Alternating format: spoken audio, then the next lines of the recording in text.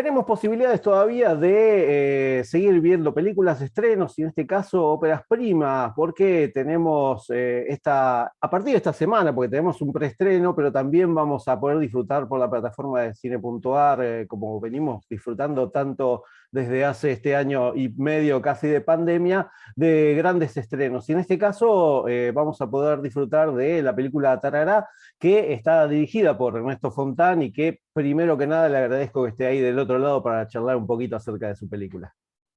Bueno, el agradecido soy yo, gracias por la invitación. ¿Cómo va? Bien, bien. Bueno, Ernesto, contanos un poquito primero y principal para que la gente sepa, bueno, cómo surgió, cuál fue la semilla para Tarará y después contanos qué es Tarará.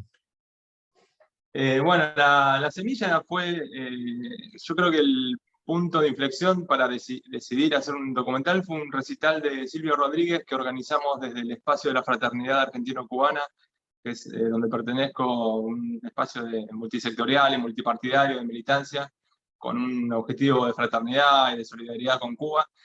Organizamos ese recital gratuito en Avellaneda en octubre de 2018, donde vino Silvio, que justo estaba de gira por Latinoamérica, lo convocamos y se quería sumar a esta causa, y tocó gratis durante 3 horas para un montón de gente, y fue hermoso, y ahí fue que yo registré todo el evento con un compañero, Bruno Scarponi, que después fue el director de fotografía de Tarará, y mi compañera Tati Nemesek, que ella también fue la productora ejecutiva. Hicimos todo el laburo de registro audiovisual de esa jornada. Después yo, como soy montajista y editor, hice como el resumen de la jornada en 15 minutos, con un perfil más documental, y ahí a Paola Gallo Peláez, que es la presidenta de este espacio, se le ocurrió hacer un documental que cuenta algunas de las historias de solidaridad que tiene Cuba en su larga tradición internacionalista. Ya tuvo un montón de ejemplos, y decíamos cuál de todos los ejemplos que tenemos podemos usar para desarrollarlo en un largo.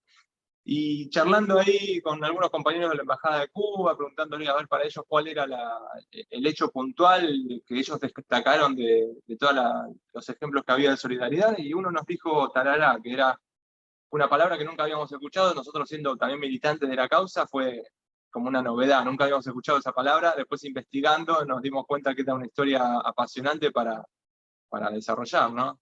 Fueron muy pocos meses de preproducción, porque el recital de Silvio fue el 28 de octubre, y el 1 de enero del 2019 se cumplía el 60 aniversario de la Revolución Cubana, y queríamos estar ese día para los actos oficiales en Cuba, grabando y empezando el rodaje. Así que fueron 2 meses nada más de preproducción, investigamos todo lo que pudimos, contactamos a los entrevistados de allá de Cuba, armamos un equipo de 8 personas y viajamos. Y contamos esta historia que es maravillosa. Te cuento un Bueno, poco, si querés, de qué va, dale, porque no sé sí, si... sí, sí, sí, eso más que nada para que la gente, además de conocer la previa, que te agradecemos, por lo menos aquí de Zona Sur, yo soy de Avellaneda, Quilmes, el gran recital de Silvio de hace Sí, yo soy de 3 años. Avellaneda. La gran mayoría de los militantes de FAC somos de ahí de Avellaneda, de zona sur, así que tenemos un cariño muy especial por la zona. Y te contaba que la película trata sobre los más de 26.000 niños y niñas de Ucrania, en la gran mayoría, también había de Rusia y de Bielorrusia, que fueron afectados por el accidente nuclear de Chernobyl del año 86, y que a los pocos años se desmoronó el bloque socialista soviético, la URSS desaparece, y esos chicos quedan sin atención médica, quedan totalmente desamparados. Y a Fidel Castro se le ocurre la idea en el año 90 de hacer este programa de atención médico totalmente integral y gratuito, que funcionó en la ciudad de Tarará, por eso el nombre de la película, que es muy cerca de La Habana, ahí en Cuba, en donde durante 20 años fueron viajando muchísimos chicos de esas zonas para atenderse, no solo en la cuestión salud, sino que se les brindó educación, porque se tuvo que armar escuelas para chicos de Ucrania con profesores que hablen ambos idiomas, se les dio excursiones gratuitas por toda Cuba, llamadas gratuitas telefónicas para sus familiares que estaban en Ucrania. Entonces fue un programa totalmente humanitario, solidario de Cuba para estos niños que estaban totalmente sin atención médica. Ujú.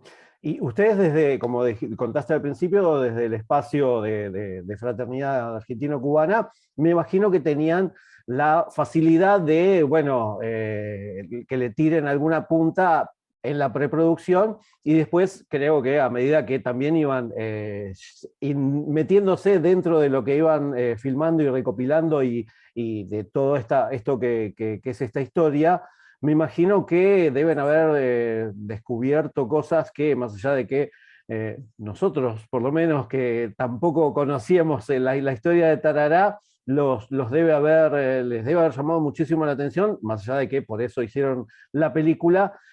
¿Cómo fue encontrarse con esta realidad, con esa realidad histórica? Porque la verdad que, más allá de que Cuba siempre se caracterizó por esta solidaridad épica, podemos decirlo, esta es una historia que, como decís vos, no muchos la conocían. Sí, y también no muchos lo conocían porque hay un cerco mediático bajado de arriba de Estados Unidos que siempre fue el bicho malo del mundo Cuba, ¿no? Entonces tampoco quisieron hacer mucha prensa respecto a esta historia los grandes grupos hegemónicos de los medios de comunicación. Entonces eso también fue un factor por el cual dijimos que tenemos que contarlo para que la gente lo sepa, ¿viste? Es una historia muy, muy escondida. Hasta mismo los cubanos, muy poca gente sabía de este programa que funcionaba en Tarará, porque es como un poco alejado de la ciudad de La Habana, en las playas del este, a 27 kilómetros del centro de Cuba.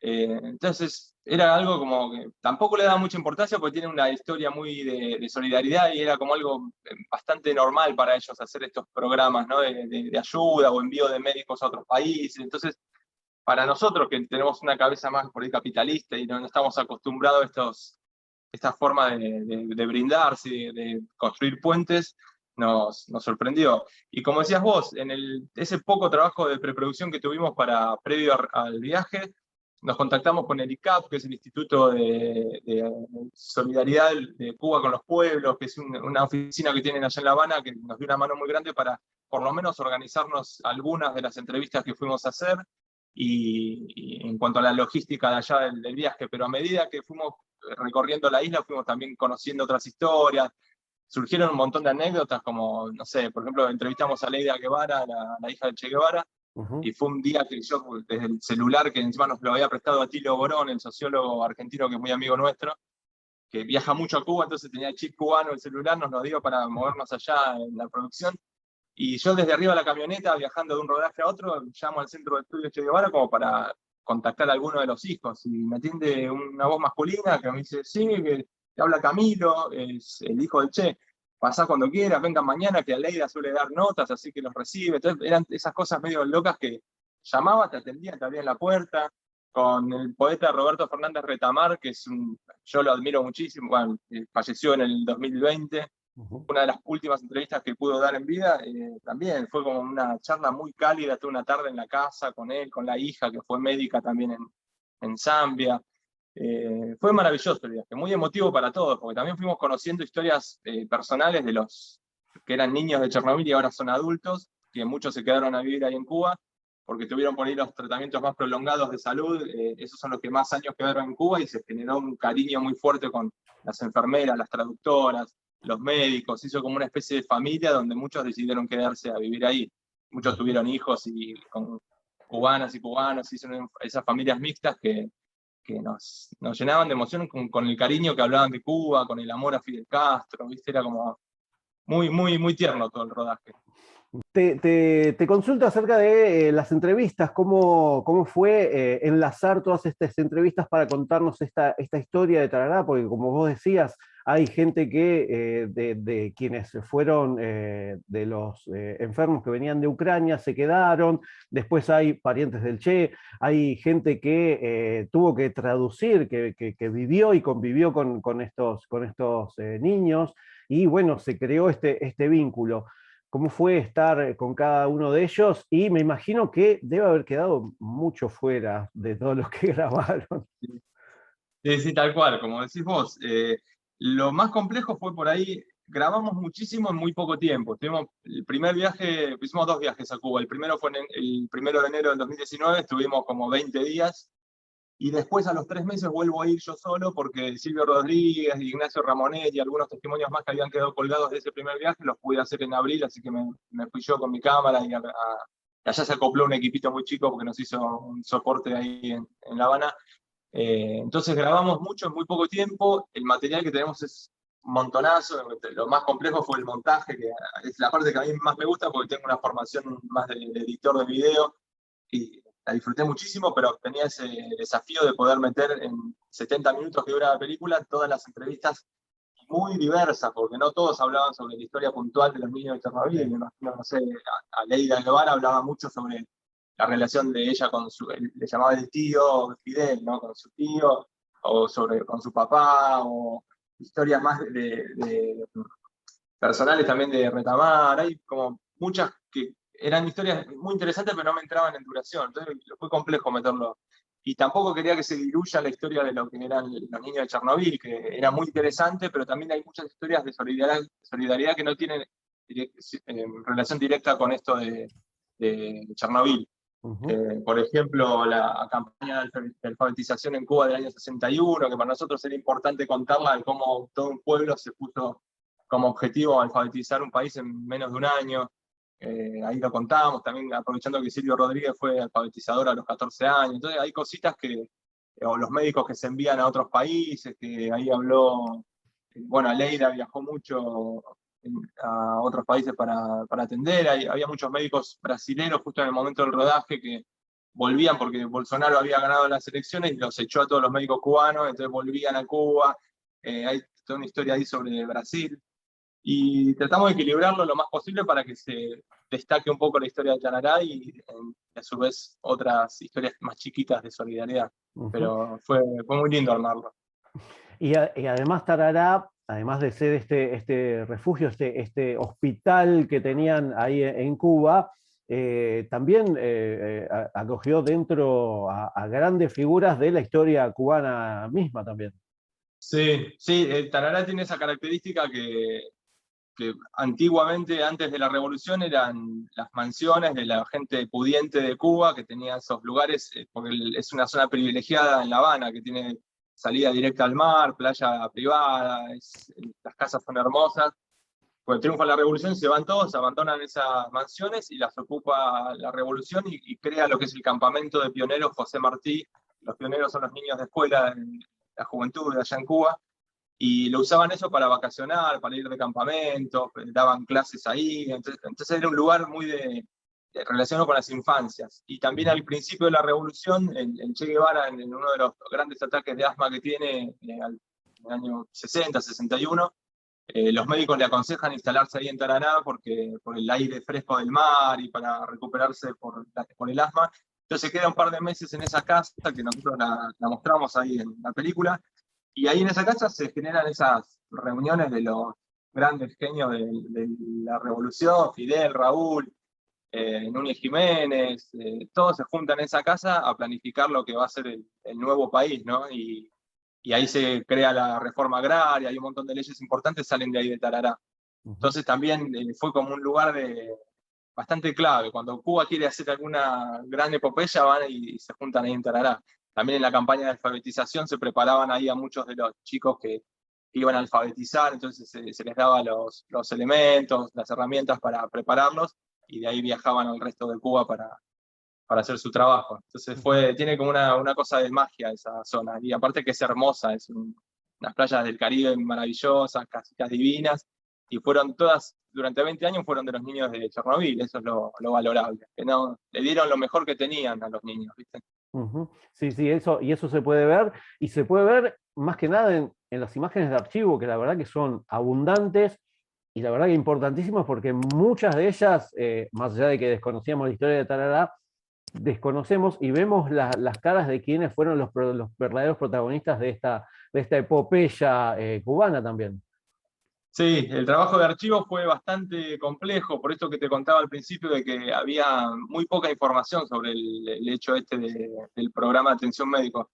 Entonces tuvimos que rastrear canales ucranianos, mexicanos, que quizás hicieron un informe puntual en determinado momento en los años 90. En Brasil también viajó de Redo Globo un equipo para hacer cosas muy específicas. Y después el diario Granma ya en Cuba tenía bastantes fotos que nos facilitaron, que estuvo interesante.